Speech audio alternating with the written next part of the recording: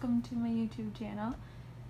This is my first time ever recording a video, so I am excited and I'm also nervous, but I'm mostly excited because I'm hoping that by making these videos and sharing my experiences will help anyone who's considering joining the military make that choice, essentially. Today I'm going to be talking about my MEPS experience. For those of you who don't know what MEPS is the Military Entrance Processing Station.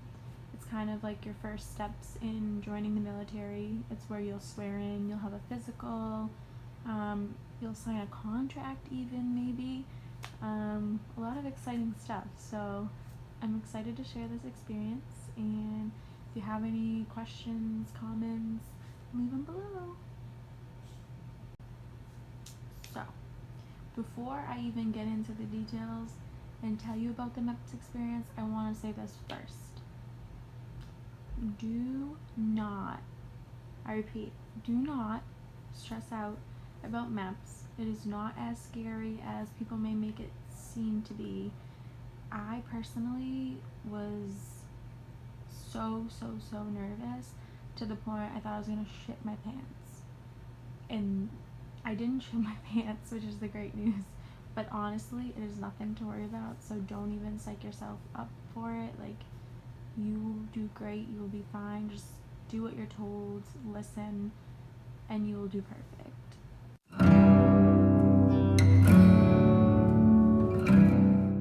I went to MEPS July 12th and 13th of this year, 2018. It was a Thursday and Friday. Usually they'll do it in 2 days because it makes it easier. I don't really know. Definitely made it easier for me. On Thursday, I drove up to my recruiting station, met with my recruiter. She briefed me on MEPS, what to do, what not to do, what to expect, what to bring with you, etc., etc. I also met another recruit that was going to be going up with me for the 2 days.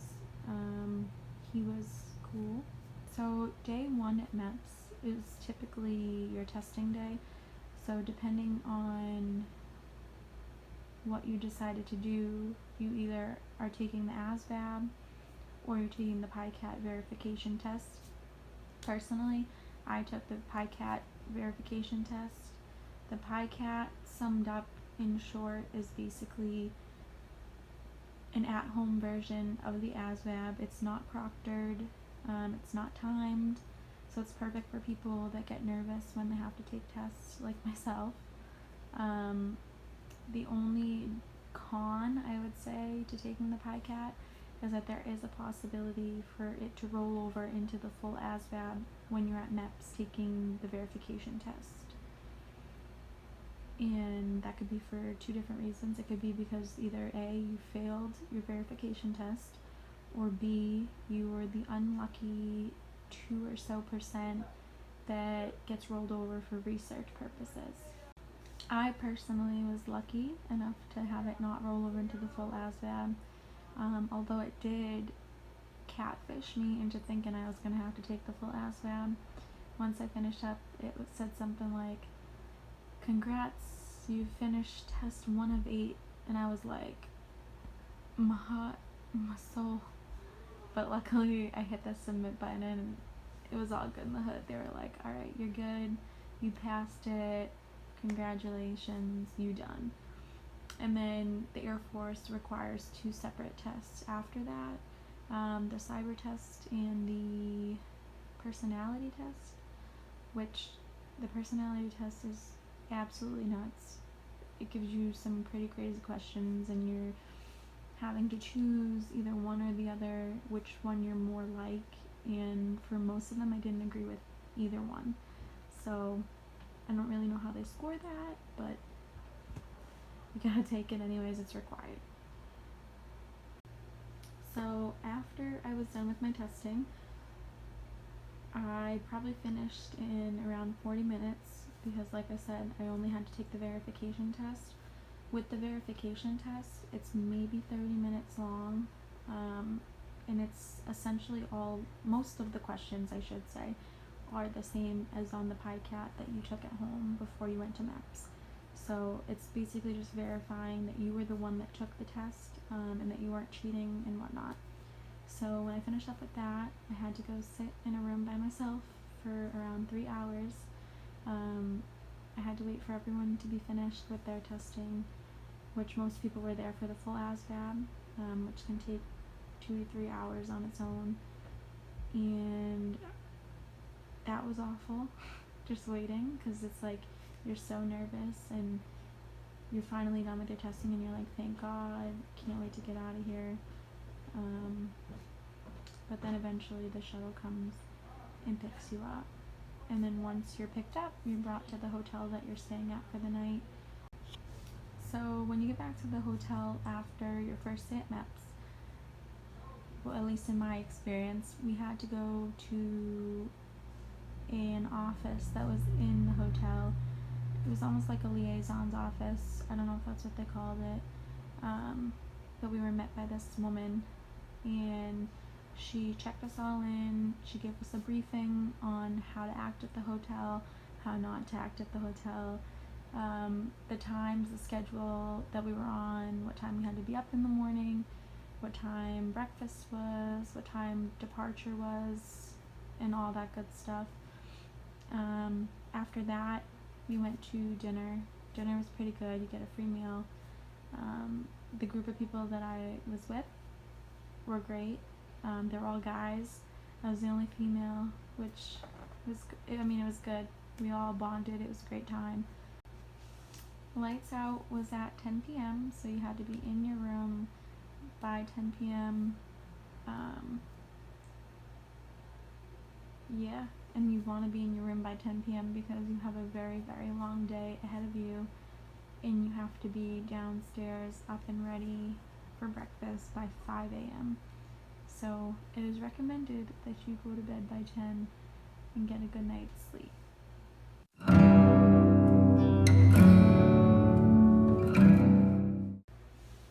So in the morning, they have an automated wake-up call. I believe it's for 4:15 a.m. That or 4:30 a.m. Whatever it is, it's super early. You can't miss it. The phone is super loud and obnoxious, and you are up. I personally set my alarm for 4 so that I could beat the call and be up and ready. Again, you're so nervous. You're like, I just want to be up on time, ready to go, and that's that.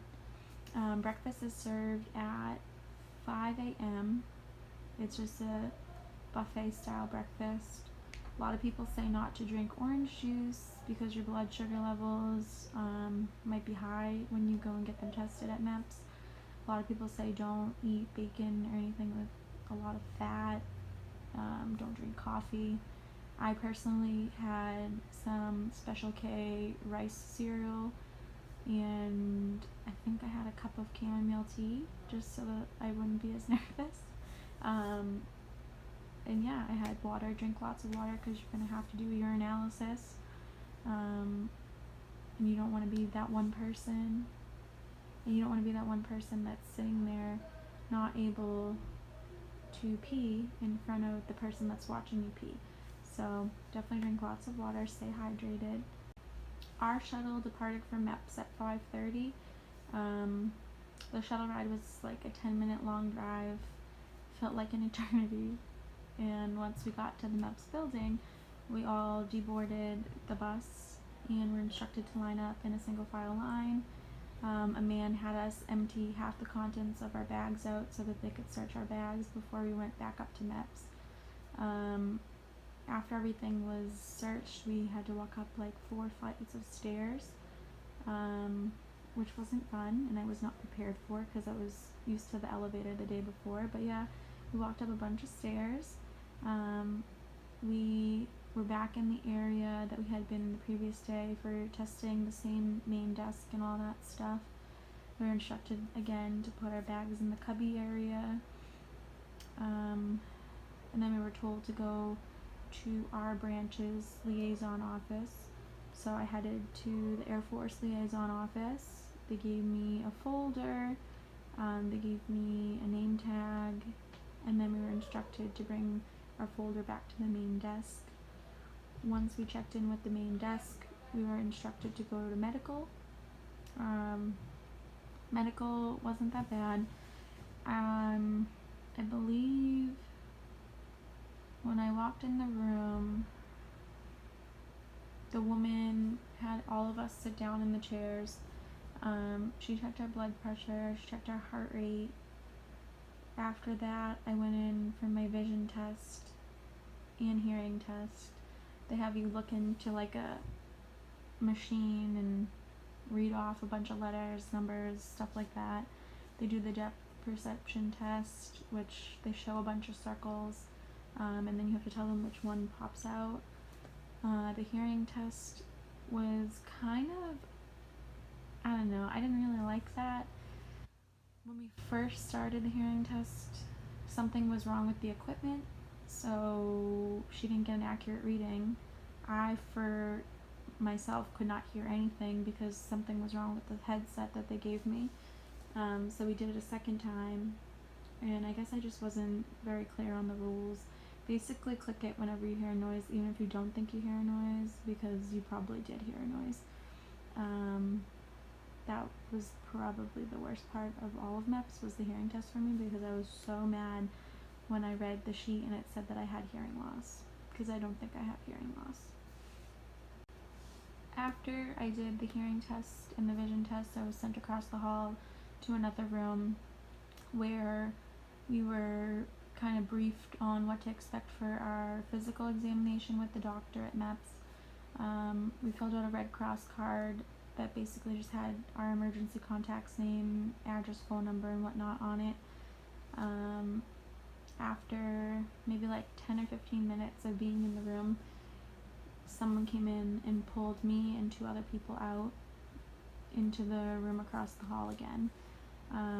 We were instructed to fill out the paper that you fill out with all of your medical history on it. It has all the check boxes. You've probably filled it out with your recruiter. My biggest piece of advice when you are going to your physical examination is do not disclose any new information that you haven't already discussed with your recruiter at MEPS. So many people were disqualified at MEPS because they brought up some random new thing that they hadn't listed to their recruiter, and it wasn't in their file anywhere, and it just causes a lot of problems. Tell your recruiter everything, even if you're scared to do so, and listen to what your recruiter says. Because I have a full sleeve of tattoos, I had to fill out a tattoo form basically showing every area of my body that I have tattoos. I had to fill out what they were, what they meant, why I got them. It was a pain in the butt, but you gotta do it. I don't know what else to tell you. After all that paperwork was done, I went, got some blood work taken, did my urinalysis. Urinalysis wasn't that bad. TMI, but I was on my period when I went to MEPS, so I was nervous about peeing in front of someone, but it really wasn't that bad. I was the only female that was processing at MEPS when I went, so it almost was like a breeze. I felt everything went very quick because I wasn't waiting for other females to get their tests and whatnot done. Everything kind of just flew by for me and was just easy, I guess. So after I had my blood work taken and I did my urinalysis, I was pulled back into the doctor's office and I met with the doctor. He asked me some questions about my medical history, and then he signed off on my paperwork. It was pretty easy. Just make sure, like I said, you tell your recruiter everything. Make sure that everything is listed in your paperwork before you go to MEPS, so that there's no new information given at MEPS and there's no surprises for the doctor. Once I was done with him in there, I went to another room, stripped down to my bra and underwear. I waited for the doctor to come back in, and I had a female chaperone with me because the doctor was male. He had me do my deck walk, which I also was very nervous about, but it's really not that bad. I practiced a few times before I went, and that definitely helped. He has you do a couple other small exercises just to see your range of movement, how your body works, how it moves, make sure there's nothing wrong with you. And then after that, I was put into an examination room. This is where they do the breast exam, they check your girl parts, make sure you're not hiding anything. They check your eyes, your ears, your nose. They make you clear your ears. I think it's called the Vasalga, something with the V. I don't know how to say it. Something like that. It's where you hold your nose and blow so you can clear your ears. Yeah, and then I was done in there. After that, the woman back in the medical room gathered all my paperwork, made sure my folder was complete, and then I was sent back to my liaison's office. I had to make a few trips between the main desk and the liaison's office to fill out additional paperwork. There's like a ton of paperwork. You're gonna have to sign, you're gonna have to use your fingerprint, like everything. After that, at some point during those trips, they take your fingerprints because they send them out for a federal investigation to make sure you're not hiding anything and you don't have any FBI looking for you and stuff like that. I also had to lift 50 pounds, I think it was, to be qualified. I think every branch is different. If you want to be able to qualify for the most jobs, you want to be able to lift 70 pounds. The way you do it is you pick it up off the ground and you have to lift it over your head. I unfortunately was only able to lift 60 at the time. I think I just wasn't prepared. Try to be prepared and then you'll qualify for more jobs. After I was finished with all the paperwork, it was like the moment of truth. I got to sign in a contract. It's not really, I don't want to say it's not a real contract because it is a contract, but it's not a contract in the sense that your job isn't listed on the contract. The Air Force has changed the way that they do stuff with MEPS and job counseling. My recruiter let me know that we'd be going back to the recruiting office to pick jobs and that stuff. So you don't have to do job counseling at MEPS for the Air Force. Or at least for my recruiting station, that's how it was. What else? After all the paperwork was done, the contract is signed, you get to dep in. So I waited for a few other people to finish up their stuff, had some lunch, and then after lunch we were sworn into our branches under the delayed entry program, which was like super exciting. There was 14 people at MEPS when I went, and of the 3 that got to actually swear in to the dep was me. So that was great. I was the only female. Yeah. I personally had to wait for the shuttle to take me back to the recruiting office. And from there, we went to the recruiting office. I got to do some job counseling. They gave me a list of jobs that I qualified for, and I made a job list with my recruiter. And that was it for MEPS. Trying to think if I left anything out. Overall, my experience at MEPS was great. I didn't run into any issues. Like I said, if you listen, you do what you're told to do, you won't run into any issues either.